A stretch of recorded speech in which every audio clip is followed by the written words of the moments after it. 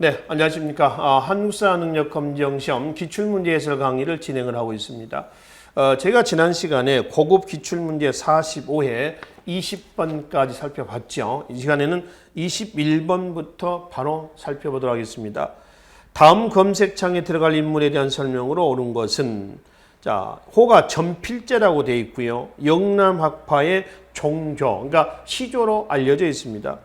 그 약통을 이은 사람이 정여창, 김갱필, 김일손 등이 있다라고 되어 있습니다. 그래서 김종직, 살인이죠. 김종직에 대한 설명입니다. 1번, 갑술한구로 정계에서 축출된 사람들은 남인입니다. 남인에서 누구로? 서인으로 넘어가게 된 그 사건이 갑술한국이요. 숙종제 때에 3번에 걸친 그 환국이 납니다.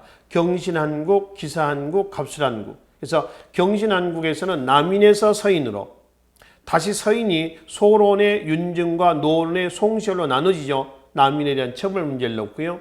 그 다음에 이제 두 번째 기사한국은 권력을 잡았던 서인이 남인에게 밀려나간 사건이에요. 그래서 기사한국을 통해서 서인에서 남인으로.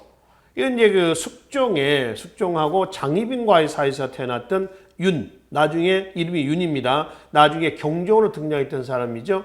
A의 세자책봉 과정에서 남인이 승리를 했습니다. 그 다음에 마지막 이제 갑술한국입니다. 1694년.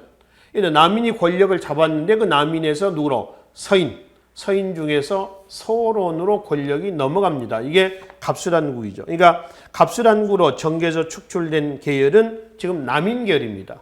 1694년이죠. 두 번째, 반정공실의 위훈삭제를 주장하였다. 조광조 개혁 정치에서 나옵니다. 기묘사화로 중종대에 제거됐던 조광조죠.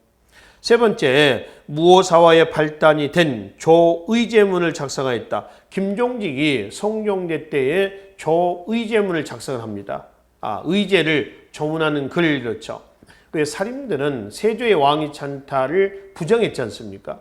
그러니까 여기서 이제 김종직이가 조의제문을 작성한 것은 자, 시기적으로는 성종 다음에 누가 나오죠? 연산군이 나오죠. 그죠? 그 다음에 중종 나옵니다.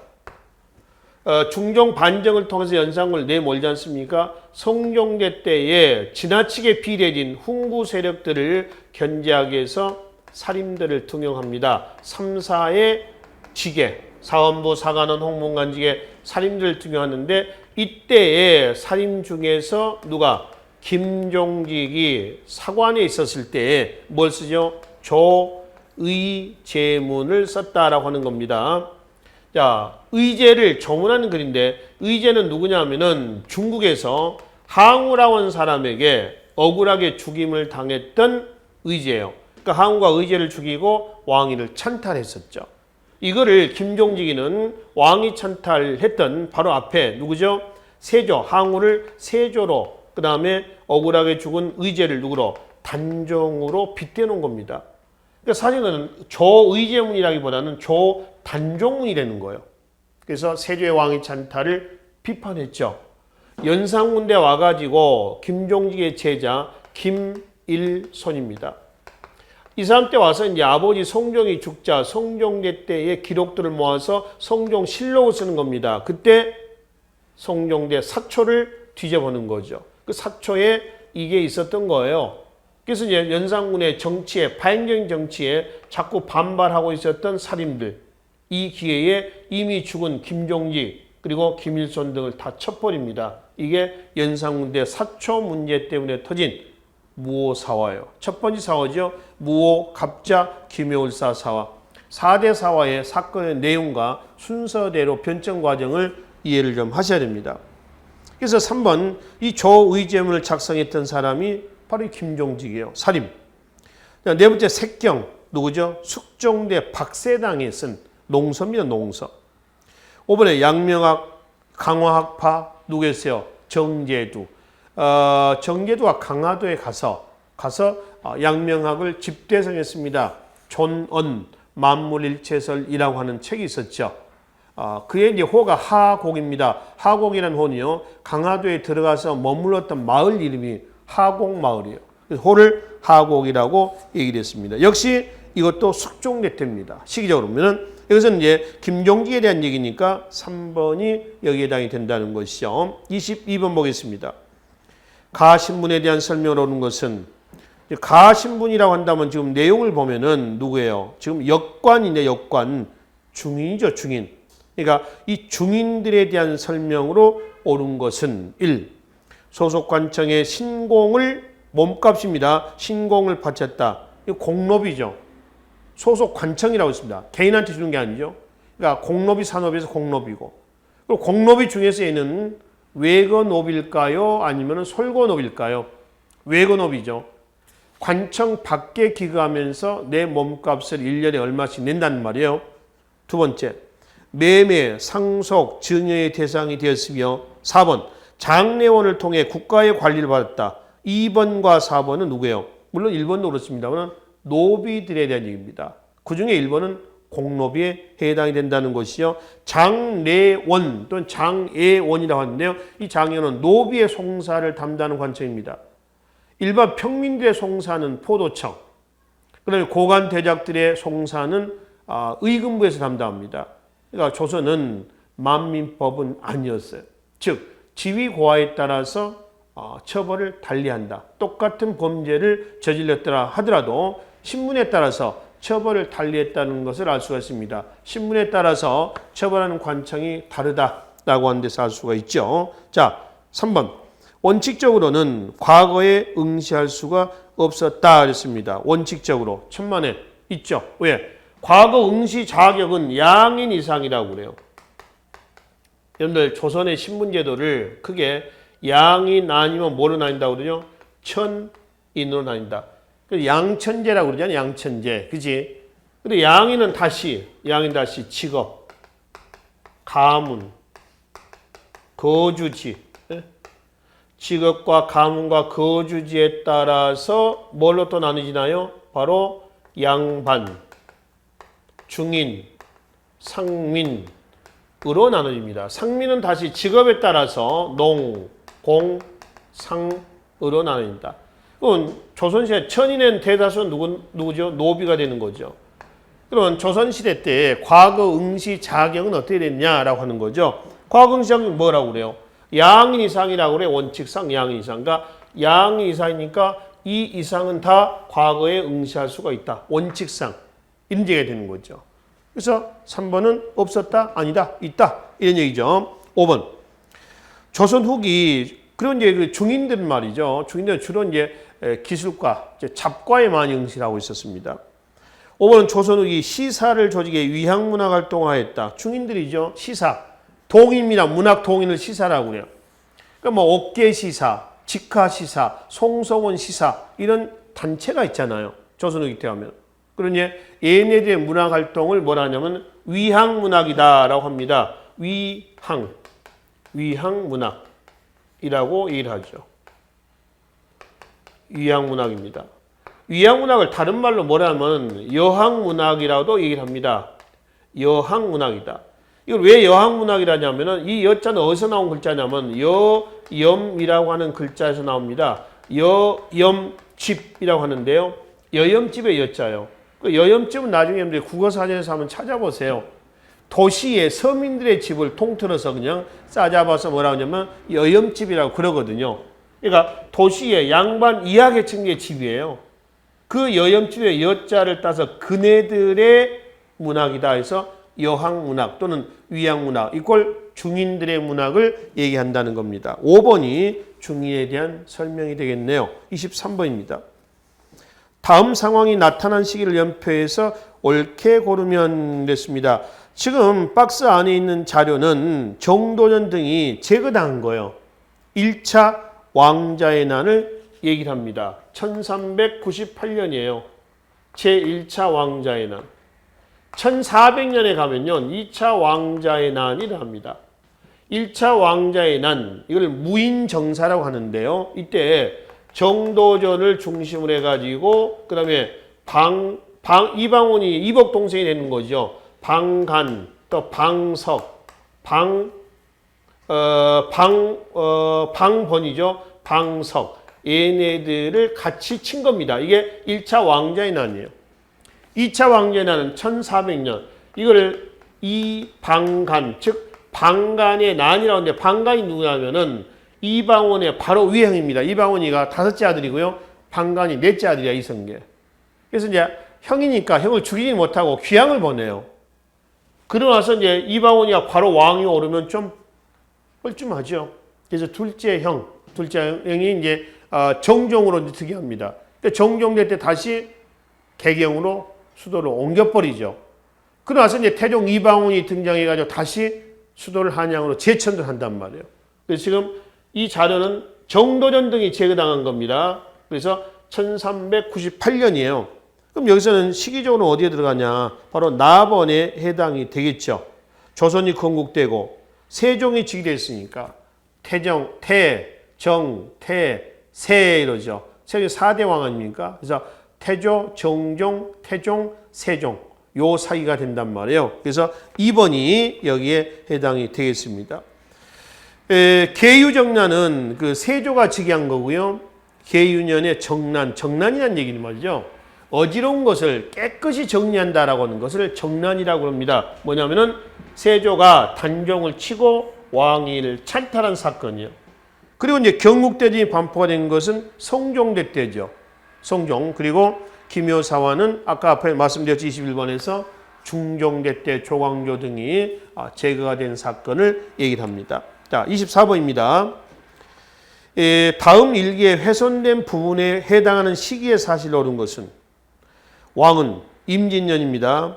왕은 세자에게 평안북도 강계로 가서 혼란한 전국을 안정시키고 수습하라고 했다.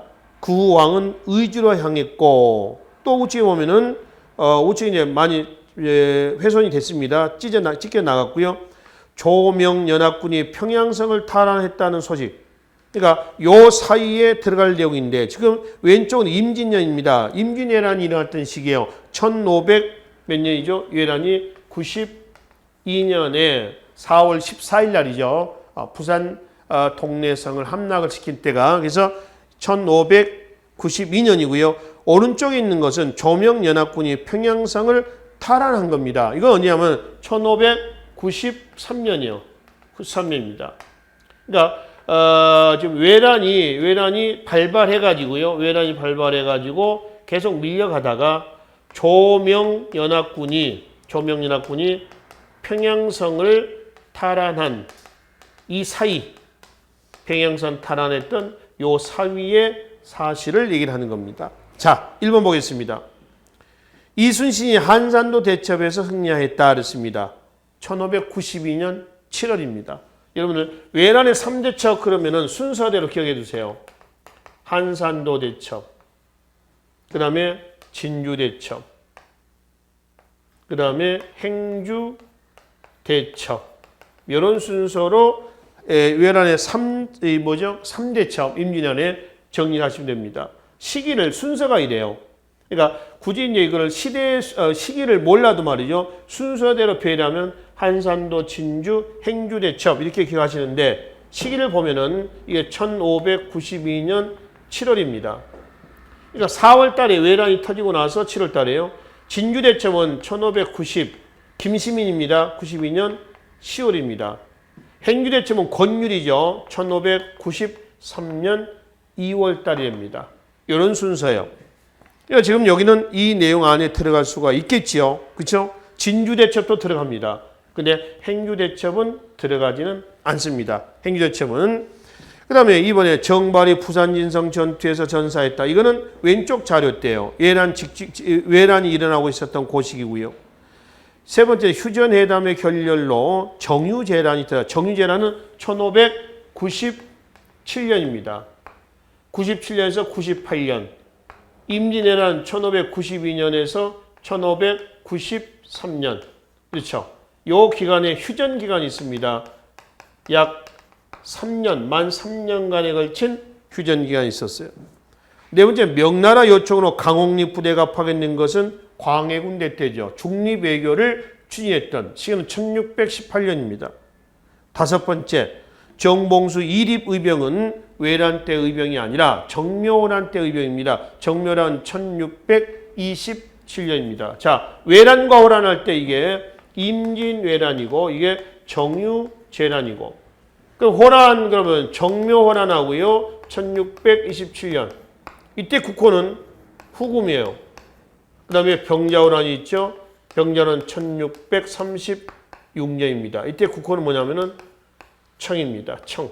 그래서 외란과 호란은 시기를 이렇게 구분한다라고 하는 거죠. 그리고 정묘호란의 결과 양국과의 관계는 형제관계, 이거는 군신관계가 체결됐습니다. 그래서 이거는 지금 임진왜란이 터졌던 그 시기에서 바로 평양성 탈환 사이에 들어갈 수 있는 사실은 1번이 여기에 해당이 된다는 겁니다. 25번 보겠습니다. 가에 들어갈 문화유산. 자, 국보 55호. 현존하는 유일의 조선시대 목탑.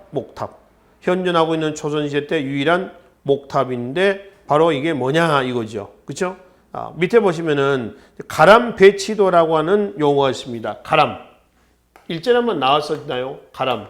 이거는 승 가람마의 준말입니다. 승 가람마의 준말.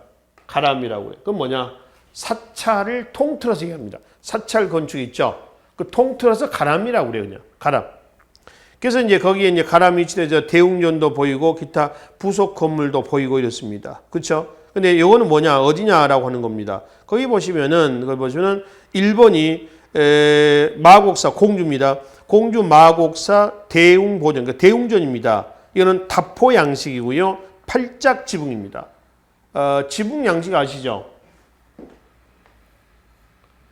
이게 팔짝 지붕이에요. 팔짝 지붕. 8팔자 모양입니다. 팔짝 지붕이라고 그러고요. 이게 용마루입니다. 이게 내림마루예요. 내림마루. 그 다음에 이게 추녀마루입니다. 추녀마루. 이게 이제 팔짝 지붕입니다. 팔짝 지붕.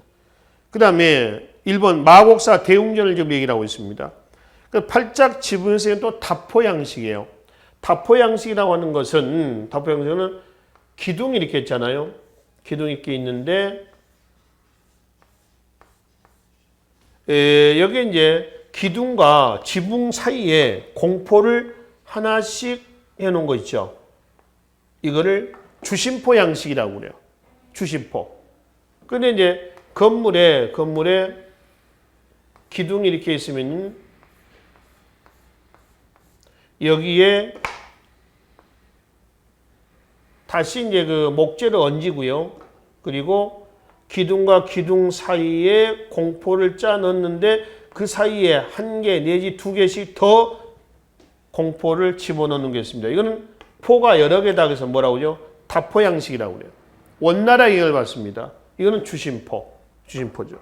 이제 공주 마곡사 대웅보전을 지금 얘기를 하고 있고요. 근데 이건 이제 조선시대 때에 현재 현존하고 있는 가장 오래된 목탑하고는 관계가 없고요. 자, 2번. 금산사 미륵전이 있습니다. 이 금산사, 견훤이 유폐가 됐던 신검의 아들에게 그 금산사 미륵전입니다. 세 번째는 구례 화엄사 각황전입니다. 전라도 구례죠. 2층이 이제 통구조고요. 금산사 미륵전도 통구조예요. 통구조입니다. 4번은 부여에 있습니다. 무량사 극락전입니다. 무량사 극락 역시 안에는 2층인데 통층이요. 또 통구조로 되어 있다라고 하는 겁니다. 그리고 5번은 보은이죠. 법주사 팔상전 5층 목탑 형태로 있습니다. 17세기 건축물이고요. 안에 역시 5층인데 통구조입니다. 뻥 뚫린 구조예요. 그러니까 지금 여기서 얘기하고 있는 이 법주사 팔상전이 국보 55호 건물로서 현재 현존하고 있는 조선시대 때 가장 오래된 바로 뭐였다? 목조 건축물이다라고 하는 겁니다. 그 설명에 해당하는 바로 사찰은 뭐냐? 5번째 건물이 뭐냐? 5번째가 여기에 해당이 된다는 겁니다. 조선 17세기 때 사찰 건축입니다. 참고로 3번 있죠. 구례 화엄사 각황전이라든가 그리고 5번에 법주사 팔상전이라든가 전부 다 조선 17세기 때의 사찰 건축에 해당이 되겠습니다. 26번 보겠습니다. 다음 상황 이후에 전개된 사실로 옳은 것은 자, 박스 안에 있는 내용은 임금이 말하기를 송시열은 살림에 제하에 있는 살림입니다. 살림의 영수로서 나라의 형세가 험난한 때에 감히 원자의 명호를 정한 것이 너무 이르다고 하였으니 삭탈 관직하고 성문 밖으로 내쳐라. 반드시 송시어를 구하는 자가 있겠지만 그런 자는 비록 대신이라 하더라도 용서하지 않을 것이다 라고 했습니다. 이거 숙종제 때 얘기입니다. 환국 정치가 진행되고 있었던 숙종제 때의 사실인데 특히 숙종제 때 환국이라고 한다면 여기 잠깐 보겠습니다. 아까 서두에서 한번 나왔었죠. 21번 문제에서 나왔었나요? 경신환국하고요. 1680년입니다. 남인에서 누구로 간다고 했죠? 서인으로 간다고 그랬죠. 그 다음에 이제 기사한국이 있었죠. 기사한국이 1689년입니다. 서인에서 다시 누구로 왔나요? 남인으로 왔습니다. 이때 서인의 송시열이 세자책봉에 반대했단 말이에요. 즉 숙종의 원부인이 누구라고 그랬어요? 인현왕후라고 그랬잖아요. 인현왕후. 민비예요. 민비. 인현왕후하고 사이에서 자식이 없으니까 장희빈, 장옥정이라고 하는 궁녀입니다. 궁녀인데요. 이 사이에서 아들 하나 얻어서 이 아들 이름이 윤이고요. 얘가 숙종 다음에 경종으로 등장한단 말이에요. 근데 이제 얘 세자책봉 문제를 놓고 숙종과 장옥정과 남인이 결탁해서 하자. 근데 송시열, 서인은 왕후가 아직 젊으니까 기다려보자. 어떻게 이런 천안신문의 아들을 왕위의 세자로 앉힐 수가 있냐. 이런 얘기입니다. 근데 결국은 숙종, 장씨, 남인 결탁해서 얘가 세자책봉이 됐죠. 그리고 나서 이제 세자책봉에 반대했던 누구? 서인의 송시열을 내치는 겁니다. 그래서 귀양을 보내고 사약을 내려서 죽인단 말이에요. 그 얘기예요.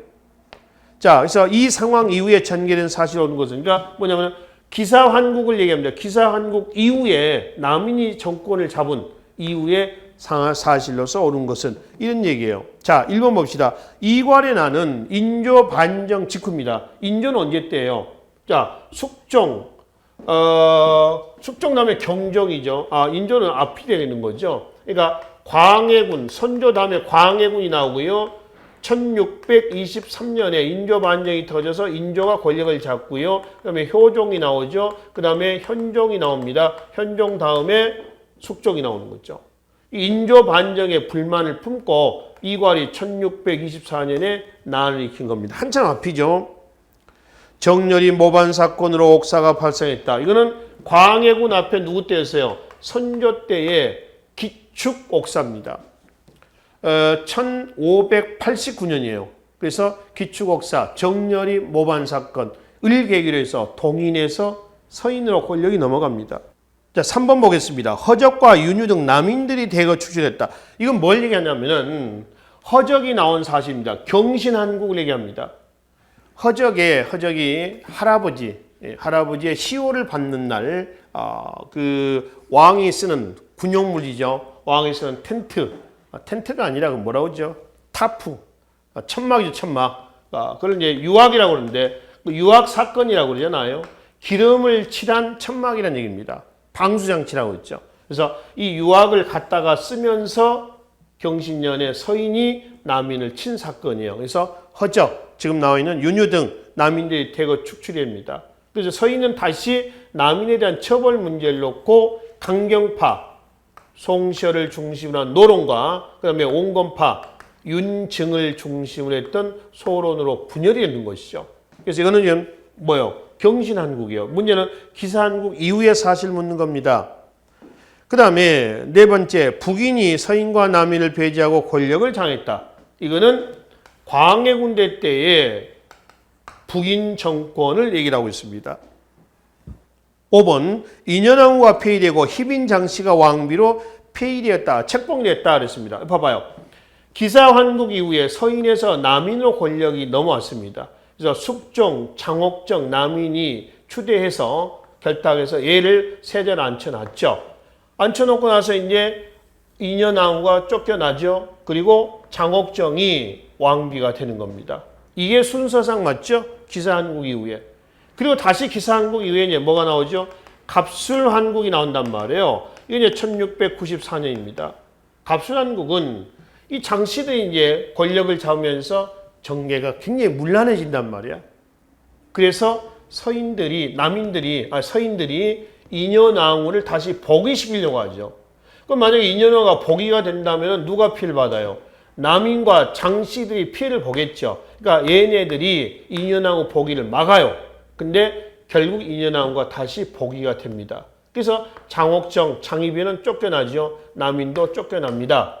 이게 갑수단국이에요. 그래서 갑수단국은 남인에서 누구로? 다시 서인으로. 서인 중에서 누구? 소론이 되겠습니다. 이게 갑수단국이야. 그래서 이제 특히 이제 그 중에 남인들이 중앙정계에서 마지막으로 손발이 다 잘리게 되는 계기가 됩니다. 이게 갑수단국이란 말이죠.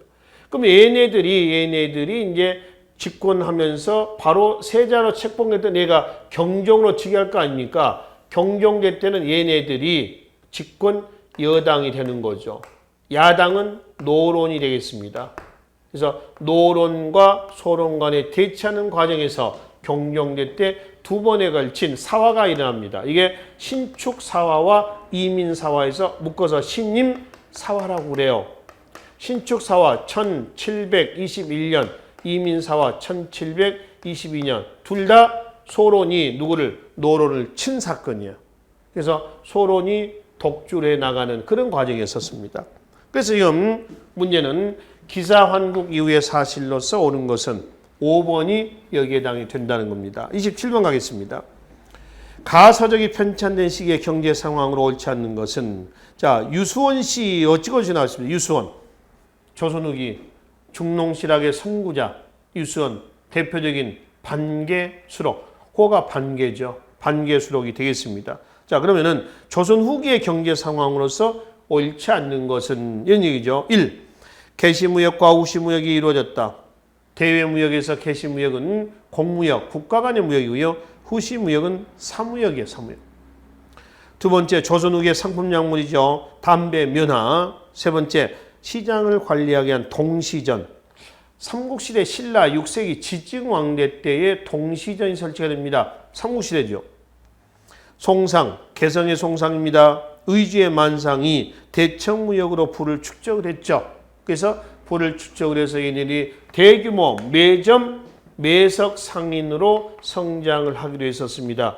걔네를 뭐라고 그래요?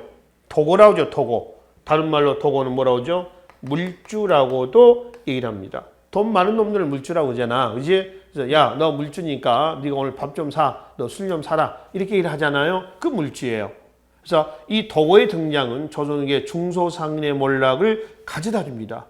중소상인들 어떻게 했어요? 죽죠. 요즘에 보면은 대규모의 어떤 자본을 가지고 있는 어떤 그 기업체들. 그러니까 뭐 요즘에 편의점 같은 경우라고 생각하시면 됩니다. 편의점. 그러니까 편의점이 생기면서 어때요? 구멍가게가 사라졌죠. 그러니까 요즘 보면 시골에 가도요. 시골에 예전에 그래도 시골에 가면은 구멍가게 한두 개씩 있었거든요. 지금 아주 시골 뭐 아주 산골 같은 데 가도 구멍가게는 없어요. 전부 편의점이 다 뜯어서 있잖아요. 그러니까 중소상인들이 몰락하는 대자본이 집권 장악하면서 그런 결과를 초래합니다. 그러한 대자본이죠. 도고, 물주라고도 얘기를 합니다.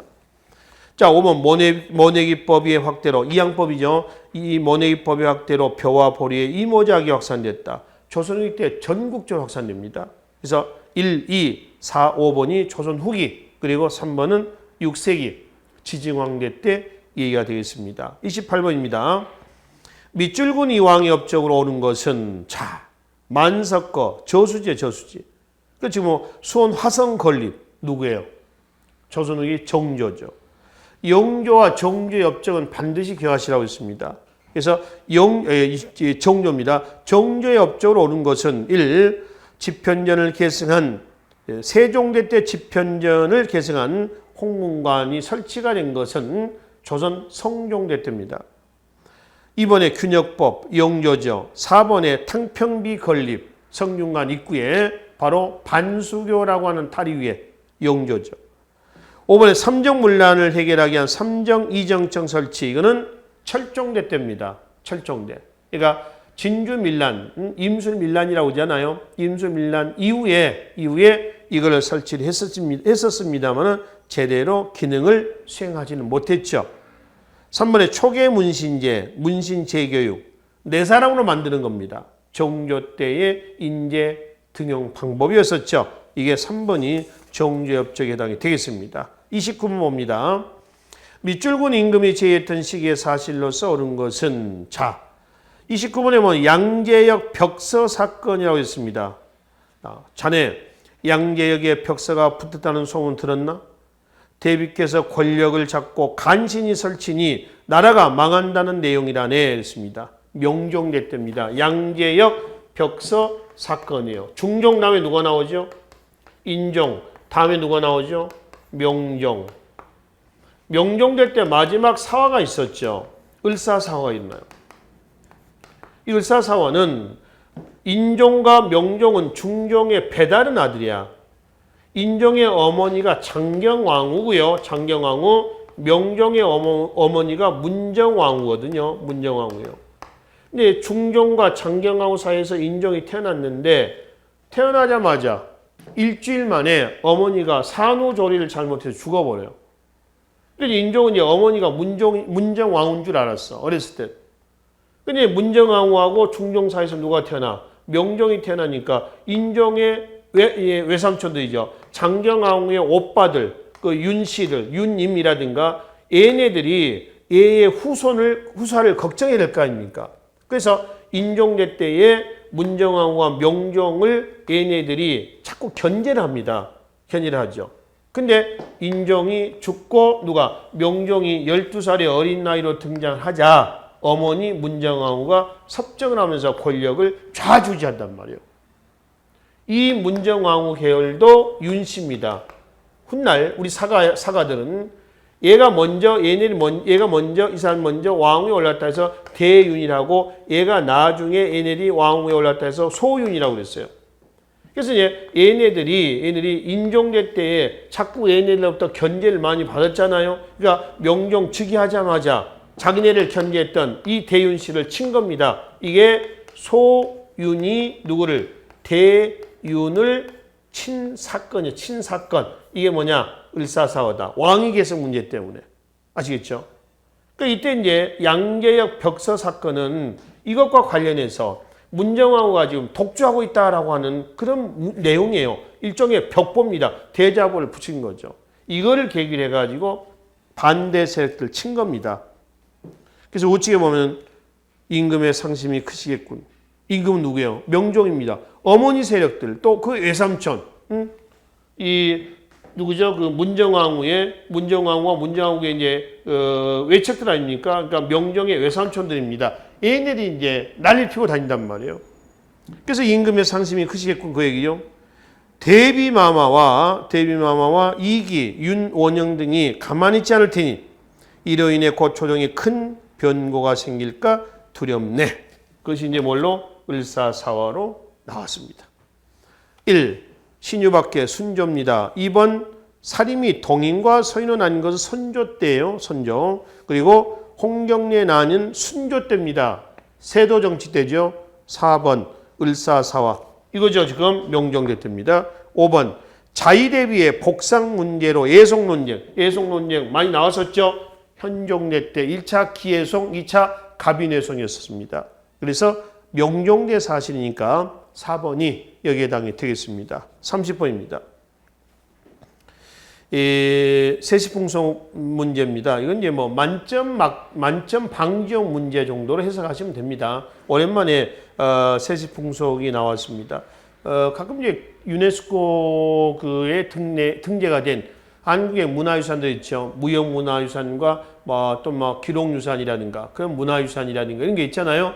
여러분들 가지고 계신 교재에 뒤에 다 수록이 되어 있습니다. 그리고 새로운 이제 등재가 되는 부분들은 한국사 밴드 한국사, 박용산 한국사 부분에 들어가시면은 매일매일 자료가 업데이트 되고 있지 않습니까? 그러면 이제 그 내용을 참고하셔가지고 보충하시면 되겠습니다. 자, 그럼 여기서는 이 세시풍속은 뭐냐 이거예요. 액을 쫓고 더위를 쫓는 가 이랬습니다. 음력 6월 보름입니다. 음력 6월 보름, 유두라고 유두. 그래서 이날 아침에는 사람 이름을 불러요. 야, 개똥아, 그러면, 그러면 내 더위 사가라 할 때. 뭐, 요때 유두예요, 유두. 그래서 그의 여름을 좀 더위를 덜 타고 말이죠. 또 액도 쫓고 내 액도 쫓고요. 이렇게 해서 편하게 보내고 시원하게 보내겠다라고 하는 그런 의미에서 행했던 유두 행사입니다.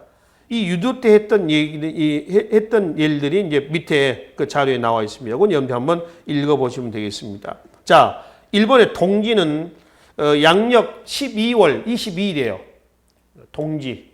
팥죽 끓여 먹고, 팥죽은 붉은색이죠.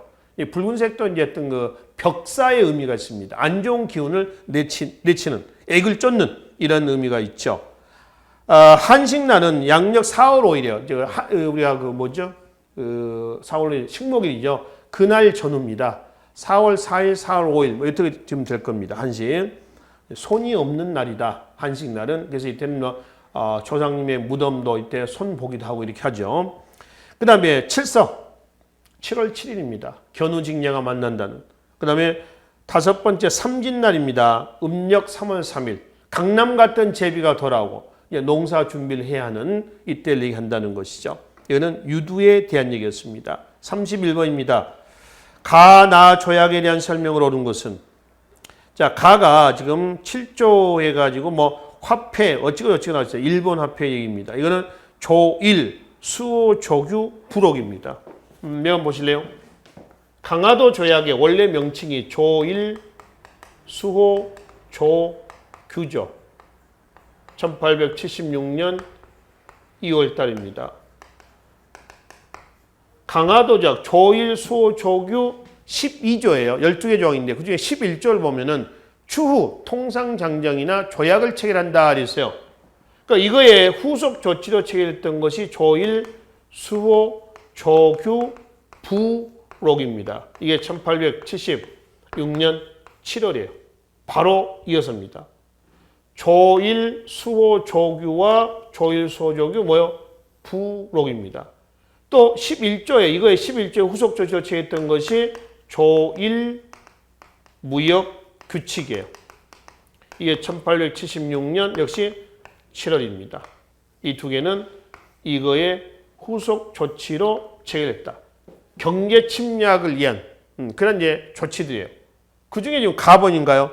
가번 내용은 조일, 수호, 조규, 부록입니다. 조선 내에서 일본 화폐 유통 허용이에요. 나번은 뭐냐면은 나번은 조일 무역 규칙입니다. 이거예요. 조선에서 쌀을 마음대로 가져갔다. 미국 무제한 유출. 이 부분이었습니다. 자, 그러면 1번 가. 이모군란은 몇 년이에요? 1882년 개화 사상과 위정척사 사상이 충돌해서 터진 첫 번째 사건이었고요. 그리고 이제 그 이모군란의 결과가 원인이 됐던 것이 1884년에 갑신정변으로 넘어갑니다. 두 번째, 최국 대우를 처음으로 규정하였다. 이거는 우리나라가 최국 조간을 집어넣는 최초의 조약은 미국입니다. 1882년 조미 수호통상조약이고요. 그러면 일본과는 강화도 조약에 조일수호조약에 최국 조간이 있냐 없냐? 없어요. 그럼 어디에 들어가 있느냐? 조일 무역규칙을 개정을 한 것이 조일 통상장정입니다. 이게 1883년입니다. 조일 통상장정 몇 번씩 나왔었죠. 세 개를 꼭 기억을 하시라고 했습니다. 한 40여 개 되는 조항 중에서 그 중에 하나가 뭐냐면 최혜국 조항하고요. 무역하는데 모든 특권을 주는 겁니다. 최혜국 조항하고요.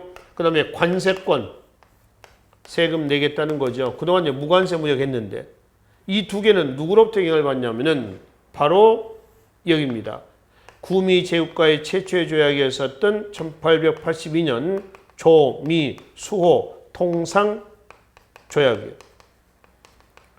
미국과의 조약에 이게 들어갔거든요. 그래서 일본도 이거를 개정해 가지고 이렇게 해서 이 두 개를 집어넣습니다. 아시겠죠?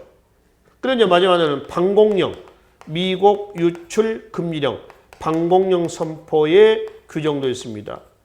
조일 통상 장정에서 일본은요. 조선에서 일본에 쌀 수출하지 않으려면은 한 달 전에 미리 통보하라고 그랬어요. 한 달 전에. 근데 1889년 함경감사 조병식이 바로 한 달 전에 일본에 통보하지 않고 바로 방공령을 선포를 합니다. 이게 방공령 사건이라고 얘기하잖아요. 그럼 1889년에 방공령에 대해서 일본은 어떻게 나섰냐? 야, 왜 한 달 전에 통보하지 않았냐? 이거 철회해라, 사죄해라, 배상해라. 그래서 결국 11만 원의 배상을 하게 된단 말이에요. 자, 그래서 다시 정리합니다. 제국 대우를 처음으로 규정했다. 이거는 조미수호통상조약이고요. 네 번째, 조미수호통상조약 제1조가 네 번째입니다. 거중조정입니다. 거중조정이라고 하는 것은 어려울 때 서로 돕자 이 얘기예요. 세 번째, 조선책략의 영향으로 체결됐다. 이것도 조미수호통상조약입니다. 2, 3, 4가 1882년 조미수호통상조약에 대한 내용이고요. 5번, 가나 조일소조규의 이거죠. 강화도 조약의 후속 조치로 체결됐다. 이렇게 얘기를 하시면 된다는 거죠. 이해되시죠? 4번, 5번이 여기에 해당이 되겠습니다. 32번입니다. 다음 자료에 나타난 사건 이후의 사실로 옳은 것은? 자, 자료는 대한매일신보 기사로서 군대 해산에 대한 얘기입니다. 군대 해산이 1907년이죠. 그래서 고종의 퇴위와 군대 해산이 발단이 돼서 제3차 정리의병이 일어나잖아요. 1번, 이거는 을사늑약, 1905년 을사늑약에 저항했었던 거고요. 2번, 13도 창의군이 서울진공작전에 했다. 군대가 해산되고 1908년에 새로운 군대가 경기도 양주에서 결성이 돼요. 그 군대를 뭐라고 그래요? 13도 창의군이라고 그래요. 그 13도 창의군이 결성이 되고 이 군대를 중심으로 해서 서울 진공작전을 전개합니다.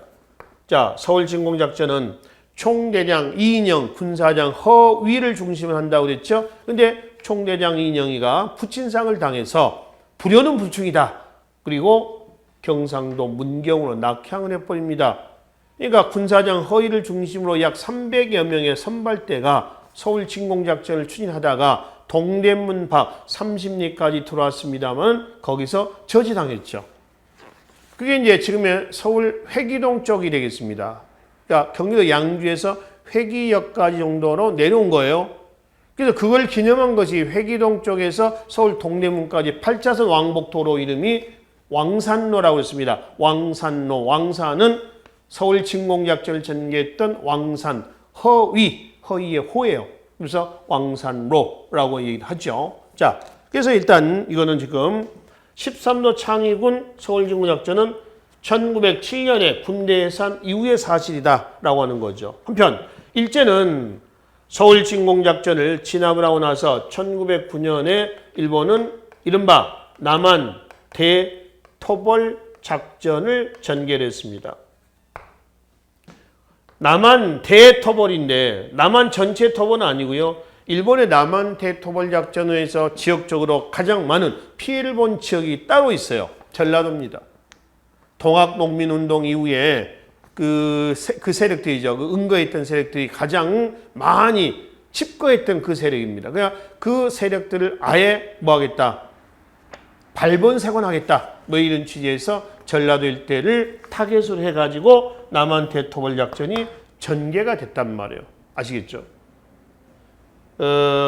일본의 남한 대토벌 작전으로 인해서 지역적으로 평안도 지역이 가장 많은 피해를 봤다. O야 X야? X예요. 아시겠죠? X입니다. 전라도가 되겠습니다. 그리고 남한 대토벌 작전은 교반적 방법이라고 했어요. 교반적인 방법이라고 하는 건 어떻게 토벌하냐면은 이렇게 토벌합니다. 상하, 좌우 이렇게 토벌하는 거죠. 이런 걸 교반적인 방법이라고. 그러니까 아예 개임새끼 한 마리 없이 조목조목 토벌한다. 이렇게 얘기를 하시면 되겠습니다. 아시겠죠? 자, 그 다음에 3번 메가다 화폐정사업 1905년이죠. 일본의 재정 고문으로 들어왔던 메가다 다네타로가 이 조선의 백동아를 일본의 제1은행권으로 바꾸는 거예요. 이걸 뭐라고 그래요? 바로 화폐 정리 사업이라고 그러죠. 1905년이고요. 네 번째는 1907년입니다. 고종이 네덜란드 헤이그 특사 파견한 거 있죠. 이준, 이위종, 이상설 이 세 명이 되겠습니다. 이걸 계기로 해가지고 고종을 아웃시키고 순종을 옥리시킨 다음에 한일 신협약 또는 정리 7조약을 체결해서 군대 해산합니다.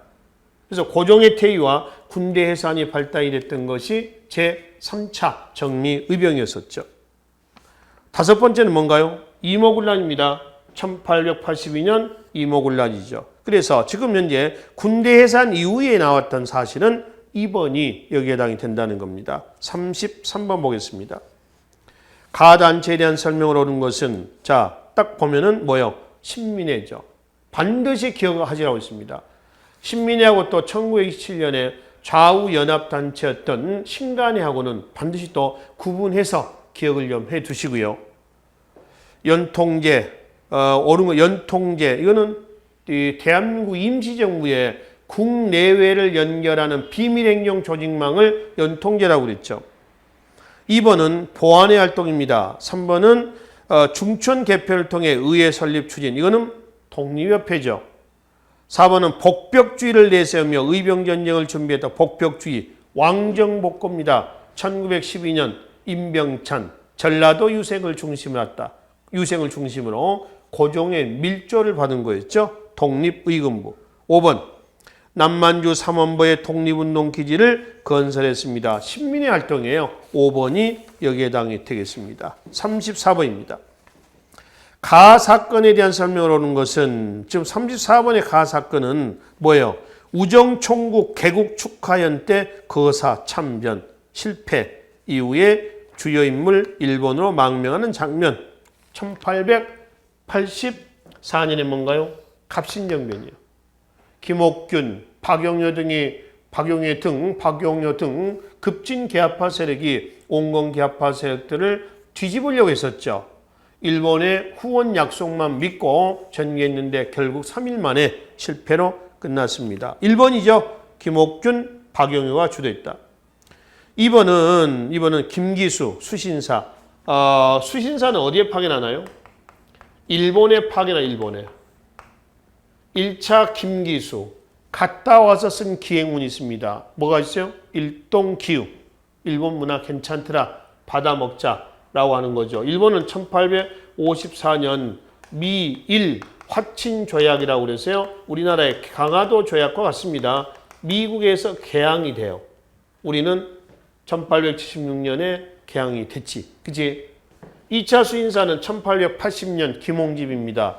김홍집이 갔다가 오면서 가지고 온 책이 조선책량이고요. 영남 만인소 사건 등의 위정척사 운동을 불러일으켰지만은 반대로 조미 수호통상조약에도 영향을 줬습니다. 개화 사상에도 영향을 줬다는 겁니다.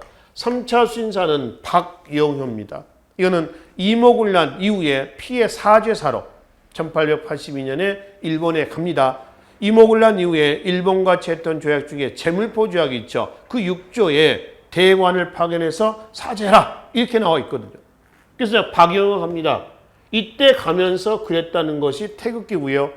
이듬해 1883년에 공식 국기로 공인이 되게 되는 겁니다. 그 다음에 일본에 또 조사시찰단, 신사유람단이라고 하죠. 산업시찰단이 갑니다. 청나라에는 영선사가 가죠. 미국에는 보빙사가 갑니다.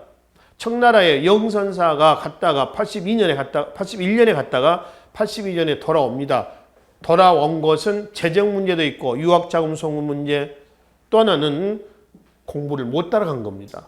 수준이 너무 높았다는 겁니다. 1년 만에 귀국한 이후에 영선사 정부에서 설치했던 관청이 하나 있습니다. 그게 청나라 양무운동 당시에 기기국을 모방한 기기창입니다. 즉 무기 제조 관청이다 라고 하는 거죠.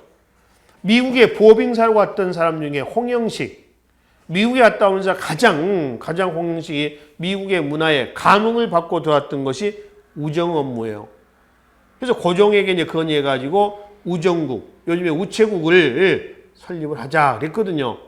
그래서 개국, 우체국 이제 다 조직해 놓고 오픈 축하연회 때 1884년 10월 26일 갑신정변이 터지게 됐던 거죠. 자, 그래서 일단 2번은 김기수 수신사, 3번 구본 신참, 이건 대한제국 때의 광무개혁의 방향이죠. 1897년입니다. 4번 독립기무화문은 1880년이에요. 1880년에 정부의 고종과 민비를 중심으로 한 정부의 개화 정책을 추진하게 한 기구입니다. 이하에 12사가 있고 또 이것 말고 이때 개화 정책에 보면은 해관, 지금의 세관도 있고요.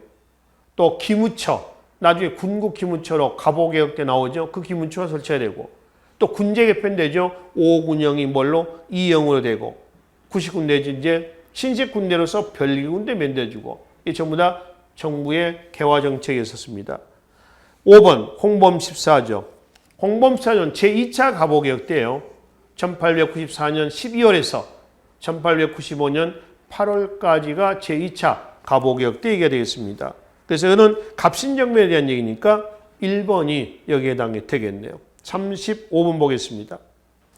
가운동에 대한 설명을 오는 것은 지금 그러면은 고부가나 뭐 공주 우금치 전투, 전주 황토연 전투, 그다음에 장성 황룡천 전투, 삼내 직결 뭐 이런 것들 전부 다 동학 농민운동에 대한 얘기예요. 1번. 을사늑약은 1905년입니다. 동학 농민운동은 1894년입니다. 한참 뒤죠. 을사늑약의 반발에 봉기했다라고 하는 것은 을사늑약은 1905년이다. 두 번째, 백낙신의 탐학이 발달했다. 이건 진주밀란입니다. 진주 병사 백낙신의 탐학에 따른 머리에 흰색 두건을 둘렀다 그래서 뭐라고 그래요? 백건당의 난이라고 하죠. 세 번째, 집강소는 동학 농민운동 당시 폐정개혁 실천 기구를 뭐라고 그래요? 집강소라고 그래요. 4번 유계춘을 중심으로 이것도 2번과 4번 전부 1862년에 뭐요? 진주밀란입니다. 5번 곽재우, 홍의장군, 임진왜란 때의 의병이죠. 북인 출신입니다. 외란 때 의병장은 북인에서 많이 등장했다고 그랬죠. 여기서 동학농민운동에 대한 얘기니까 3번이 여기에 해당이 되겠습니다. 36번입니다. 다음 기사에 보도된 사건에 대한 설명으로 옳은 것은 자, 광주 학생운동이죠. 내용은 그죠? 1929년에 광주 학생운동입니다. 1번. 1번은 60만세 운동이에요. 1926년 고종의 인사한일을 계기로 한 것이 3.1운동이고 1919년 순종의 인사한일을 계기로 한 것이 60만세 운동입니다. 2번과 3번은 1919년 3.1운동의 결과죠. 4번은 국채보상운동입니다. 국채보상운동에 동참했던 신문, 지금 나와 있는 대한배일신보, 천도교 기관지 만세보, 그 다음에 민족주의적 성격이 가장 강했다는 황성신문, 부녀자를 대상으로 했다는 신문 제국신문 이렇습니다. 5번 전국 각지에서 일어난 동맹휴학의 도화선이 되었다. 동맹휴학 또 학교에 이제 수업 거부를 하는 겁니다. 휴학하는 거고 전국적으로 학생인데 전국에 약 194개 학교 약 5만 4천 명이 참여했다고 그래요. 그러니까 광주학생운동은 3.1운동 이후에 최대 항일운동으로 기록을 하시면 되겠습니다. 5번이 광주학생운동에 대한 설명이 되겠네요. 특히 신간에는 1927년에서 1931년까지 갑니다. 광주학생운동은 1929년이죠. 신간에의 후원도 받아요. 신간에는 대놓고 할 수가 있어. 왜? 일제가 인정한 합법적 항일운동 단체이기 때문에. 자, 37번으로 가겠습니다.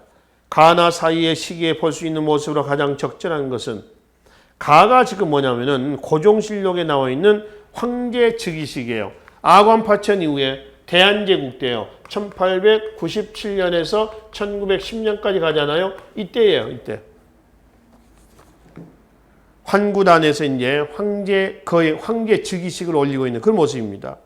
나번 자리는 뭐냐면은 1898년에 독립협회에 1898년에 관민 공동회를 얘기합니다. 관 정부고요. 민은 만민공동회요. 즉 독립협회입니다. 정부와 독립협회 공동회를 얘기합니다. 1898년에 그러니까 1897년에서 1898년 요 사이에 들어갈 수 있는 사실은 뭐냐 이렇죠. 1번 아리랑 연대 기억해 두시라고 했죠. 나은괴 아리랑 1926년입니다. 2번 관민공동에서 연설하는 백정 출신 박성춘이라는 사람이 있습니다. 그 연설문 아시죠? 나는 아주 천한 출신 백정 출신입니다. 여기서 이거 연설한 문장 있지 않습니까? 그래서 독립의 자유민권 사상이 반영이 된 것을 얘기한다고 그랬죠. 이건 들어가겠죠. 유경공원은 1886년입니다. 유경공원도 제법 많이 출제가 되고 있죠. 1886 관립근대학교입니다. 네 번째, 경부선 1905년의 개통입니다. 군사적인 목적이죠. 일본. 근후에는 신간의 자매단체예요. 똑같습니다. 1927년에서 31년까지 간다는 것이죠. 그래서 지금 2번이 이 부분에 들어갈 수 있는 바른 설명이 되겠습니다. 38번 보겠습니다. 가종교의 활동으로 오른 것은 자, 오석, 김혁. 그래서 이게 지금 뭐냐. 나철이 창시한 뭐요? 단군을 모델로 한, 단군을 시초로 한 대종교죠. 나철, 대종교, 민족 종교이기도 하죠. 단군 신앙을 토대로 한 거니까. 그렇잖아요? 그러니까 30번 대종교에 대해서 옳은 것은 1번과 2번은 천도교입니다. 2번 만세본은 천도교의 기관지라고 했죠. 국제보상운동에도 동참을 하고 있고요. 3번 개신교죠. 이화학당. 4번 중강단 무장투쟁 대종교죠. 5번 박중빈 원불교죠. 원불교는 경제구운동에 동참했다는 걸 기억하시라고 했죠. 개간, 간척, 저축 뭐 이런 운동이었습니다. 자, 중강단 좀 잠깐 봅시다.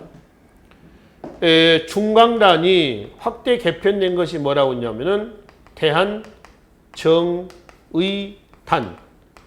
대한정의단이 확대 개편된 것이 뭐죠? 바로 대한군정부. 대한군정부는 다시 뭘로? 북로, 군정, 서군으로. 그래서 이 단체들 묶겠습니다. 묶어서 다음 중 종교단체, 어떤 종교단체? 대종교입니다. 천주교에 대한의민단 또는 의민단이 있었다라고 한다면은 대종교에는 이게 있다. 그 중에 북로 군정서군은 1920년 10월 김자진의 청산리 전투의 주축부대예요. 김자진.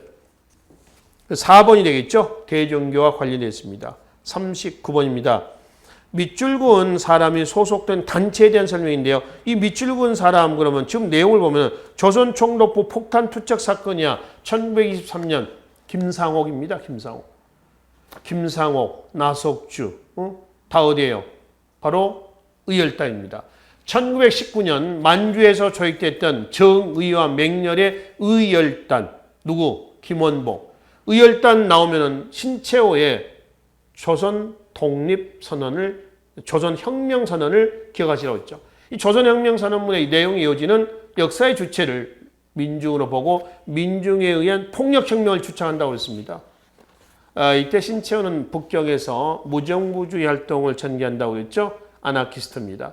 1923년 상하이에서 국민대표회의가 결렬이 되자 신채호는 상하이를 떠나서 북경으로 가서 아나키스트 운동을 전개하고 있었을 때에 의열단의 김원봉이가 들어와서 상의를 했던 것이 바로 민중들이 이 의열 활동을 이해를 못하니까 어떻게 하느냐 했더니 신채호가 써준 것이 조선혁명 선언이었다. 그래서 민중에 의한 폭력혁명을 제창했다. 이게 이 의열단에 신채호가 써줬던 이 조선혁명 선언이 의열단의 선언문이 됐다라고 하는 거였죠. 그래서 이제 1번 설명이 다 됐나요? 1번이네요. 2번은 윤봉길, 이봉창 의거. 순서는 이봉창 32년 1월, 그 다음에 윤봉길 상하영포공원 의거 4월입니다. 1931년에 한인 애국단이죠. 김구죠. 대한민국 임시정부에. 3번은 신한청년단입니다. 신한청년단. 4번은 신민회죠. 신민회 꼭 기억하시라고 했죠. 5번 한인 비행학교를 세웠죠. 캘리포니아 한인단체예요. 예, 독립군 비행사육성에서 한인 비행학교. 미국이죠. 캘리포니아 한인단체에서 세웠습니다. 이런 1번이 여기에 해당이 되겠습니다. 40번 보겠습니다. 다음 자료에 나타난 상황 이후의 사실을 옳은 것은 이랬습니다. 중일전쟁이 시작된 후 이랬죠. 중일전쟁이 몇 년인가요? 만주사병이 1931년이야. 일본이 경제공학을 타개하기 위해서 만주를 점령한 사건입니다. 그리고 32년에 만주국을 세우고요. 37년에 중국을 침략을 하죠. 중일전쟁입니다. 그러니까 37년 이후의 사실입니다. 1. 조선농민총동맹 1927년입니다. 조선노동총동맹도 있습니다. 27년이요. 이건 원래는 1924년에 조선노농총동맹이 노동자 단체와 농민 단체가 27년에 분리가 돼요. 2번 정우의 선언은 26년 11월이죠. 이거를 신간의 선언이라고 그랬어요. 이걸 계기로 해서 기존의 단체가 전부 다 해체가 됩니다. 소멸된 건 아니고요. 해체가 됐다가 다시 하나로 묶어진 거죠. 그게 민족유일당운동 단체였던 신간의. 세 번째는 1941년 바로 조소왕의 삼균주의가 들어가 있는 대한민국 임시정부의 건국강령입니다. 조소왕의 삼균주의라는 삼균, 개인과 개인 간의 균등, 국가와 국가 간의 균등, 또 민족과 민족 간의 균등을 얘기합니다. 그 중에 개인과 개인 간의 균등은 정치적인, 경제적인, 교육의 균등을 얘기한다는 것이죠. 4번 청산 전투는 1920년 10월, 봉오동 전투는 1920년 6월이었죠. 아까 북로 군정서군, 이거 말씀드렸죠? 20년 10월입니다. 5번 원산 부두노동자 총파업, 대표적인 노동쟁입니다. 1929년이죠. 그래서 37년 이후 상황이라고 한다면은 여기서는 3번이 여기에 해당이 되겠습니다. 1941년 대한민국 임시정부의 건국강령을 얘기하시면 되겠네요. 그래서 45에 40번까지 이 시간 마무리하고요. 나머지는 다음 시간에 이어서 정리하도록 하겠습니다. 수고하셨습니다.